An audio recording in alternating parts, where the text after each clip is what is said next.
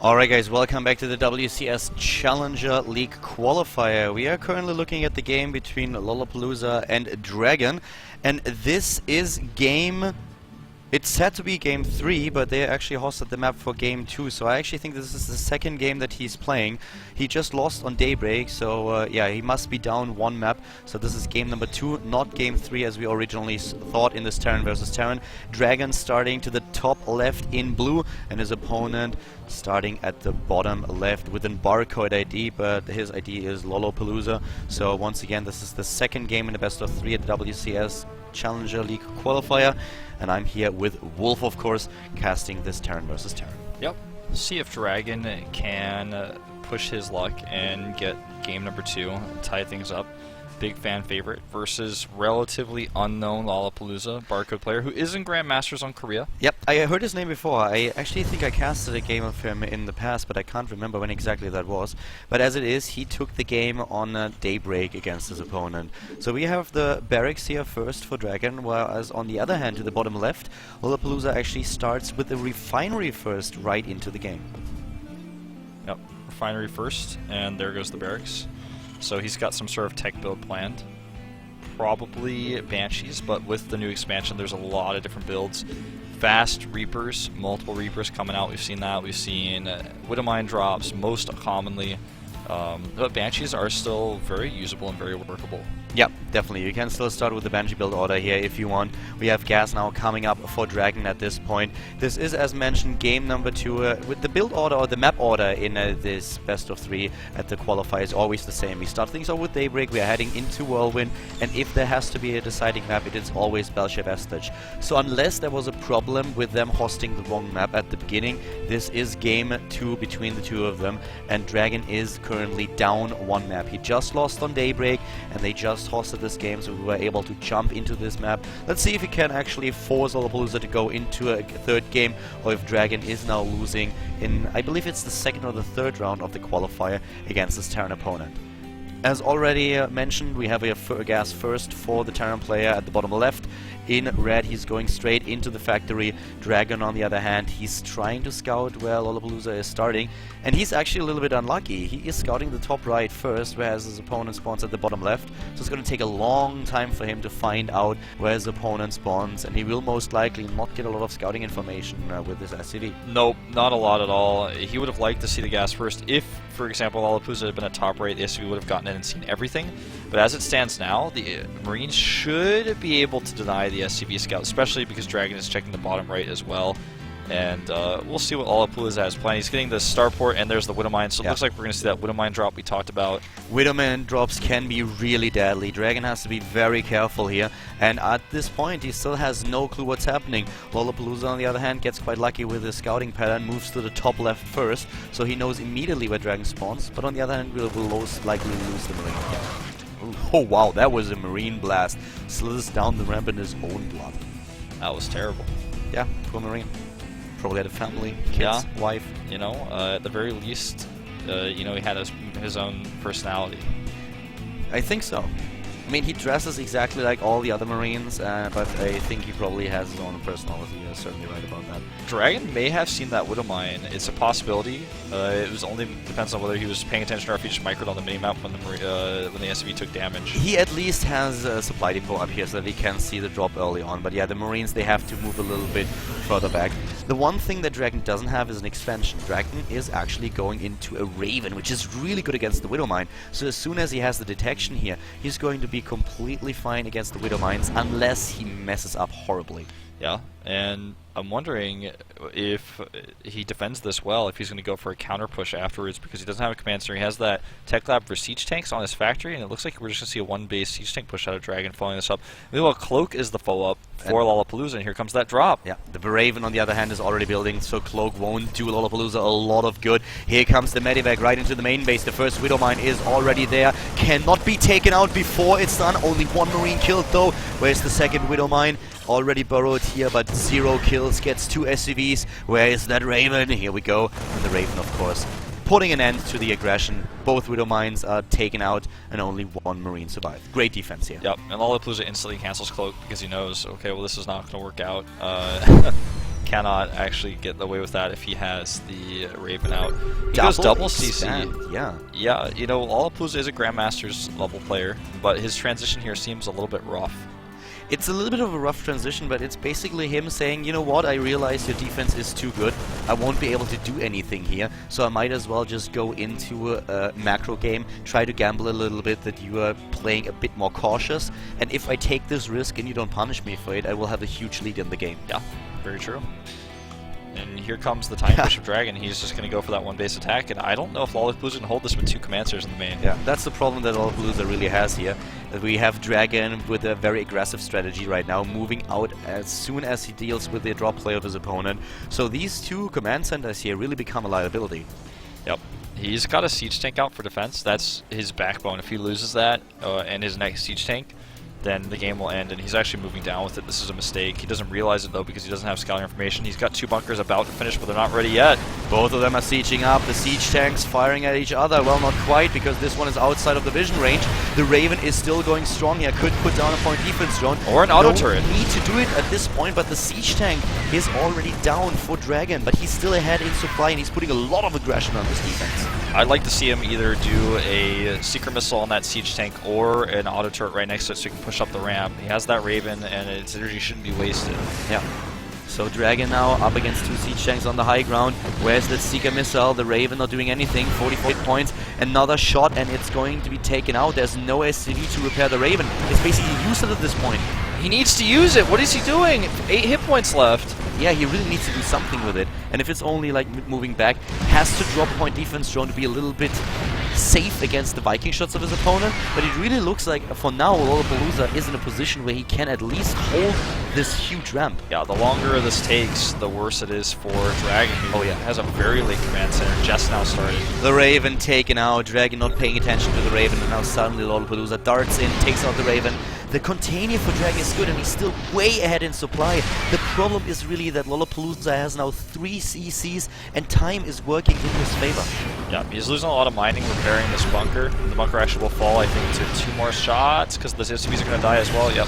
But there are 3 siege tanks on the high ground now for Lollapalooza. Dragon, on the other hand, has 3 tanks on his own, but this is still dangerous. He's moving up the ramp. I actually can't believe that he did that. That was a mistake. It was definitely a mistake. It had to be. I actually think that the siege tank that moved forward was attacked, and that triggered the Marines to attack. They were not on hold position. This was not a conscious attack. Yeah, Dragon making a few mistakes here. He sends his units back home. He knows that he can't actually continue the attack, but he's behind in economy. And Stim is on the way. Already in favor of Lollapalooza. He has the 3rd command center. He has the extra mules. This one mistake of not putting the Marines on hold position really cost him the entire momentum that he had in this game. The siege tank that he moved forward was attacked. The Marines were nearby, and therefore they immediately went to defend the siege tank, moved forward into the range of his opponent's tanks, and were completely taken out. Yeah, this is not looking good. It's not looking good. It's just going to get worse unless Dragon is able to have a successful drop, for example, and turn things around. He's got a Viking scouting around here to see if he can spout one of Lollapalooza's drops. This is an interesting situation. Yeah, 1 Marine against a Viking. Even Chuck Norris could probably not have taken out this one. Yeah, but you know what? That was actually an interesting choice, because I would have expected he just want to save the hit points on the Viking more, but he decides to kill a Marine instead. Dragon has to move back with his Viking because a double Viking is trying to intercept him, but he will be able to escape here. Ooh! I say it, and then suddenly it's not the case. Dragon tries to go into assault mode. A little bit too late. If he would have done that before the first shot, he actually could have saved the Viking here. Yeah, the thing is, if he lands, the Vikings just fly past him and then land and kill him anyways. I guess he was just desperate. Maybe he wanted to bait because of his 3 Vikings he has here, but the SCV lead that we have now is 6 in total. We have Lollapalooza ahead in overall supply in just a few seconds, because he is still relying on his 3rd base, and now he's actually moving it over to saturate the mineral line here, and this is where he really gets ahead in economy. Yeah, this is going to be a really shaky rest of the game for Dragon, but he's able to hit his macro really, really well, and he stays ahead in supply despite the fact that his opponent has a 3rd commander, but it hasn't been saturated yet. And Lollapalooza needs to add more production to actually make up for his extra economy. He does. APM-wise, Lollapalooza slightly ahead of his opponent. When you have a look at the unit composition and also at the army size, Dragon is still a little bit ahead of his opponent, but this will change very soon as we have a mule lead for Lollapalooza and also the SCV lead that we already talked about earlier. Upgrades are going to be really important now, and you can really see that we have Lollapalooza already on +1, on stim, and he's heading into the armor upgrade. Yeah, Dragon will have both those upgrades fairly soon, but he does not have the infantry upgrades. That's what he's missing. He hasn't started the armory's on the way, so he's going to be able to start 2-2 if he gets that second eBay out. And Lollapalooza's starting to put a little bit of pressure on. He wants to make sure Dragon can't secure a third command center. Yeah. Dragon is now in a position where he knows that his opponent has a very, very strong army. Lollapalooza is now posturing around in the middle of the map while taking his own third base. We have him already with the 2 refineries here, so a great income for him. And he's just waiting for his upgrades to finish. He should at least wait for the stim. Sorry, for the combat shield. Yeah. He's actually going to try to go for a drop here, but those Vikings, those 3 Vikings may cause a problem. If he boosts the right angle, with the sensor tower now, it's definitely not going to happen. With the sensor tower, he knows exactly what's going on, and those Vikings, they could take out not only the drop, but all those 16 Marines and put Dragon in the lead. Yeah, Dragon's still ahead in supply. But he's so far behind upgrades. He's on 0-0 upgrades against 1-1. He does not have his combat shield even sorry, that is actually his opponent. Dragon has combat shield by now. He's on 0-0, that's the case, against 1-1. Yeah, I mean, if you guys want to see it visually, there you go. Yeah. And +2/+2 is already on its way. So the upgrade lead that we have here for Lollapalooza is gigantic. And he has the third base saturated. I have to say, though, he's not hitting his production as well as he could be. He should be able to heavily surpass Dragon in supply at this point. He hasn't even really lost any of his units. Not really. The reason why he's not ahead in supply is that he invests more in the upgrades. He also has upgrades for siege tanks coming up.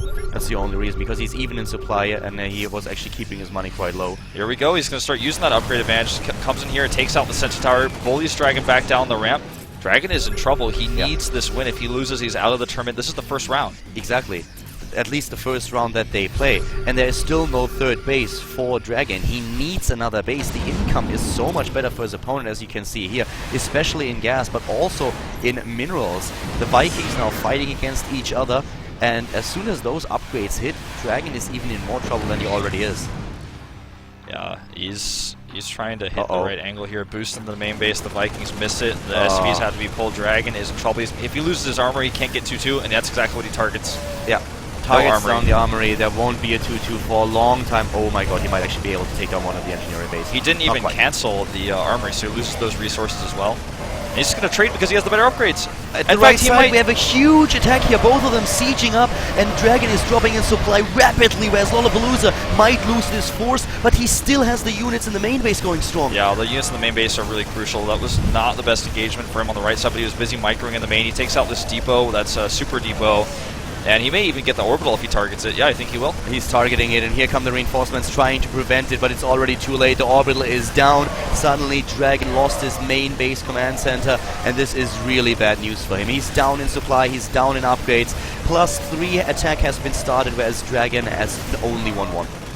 Yeah, this is not looking good. It's probably going to be game-ending that he's lost all of this, but he's got to keep up his production. Back at home, he's now adding additional factories.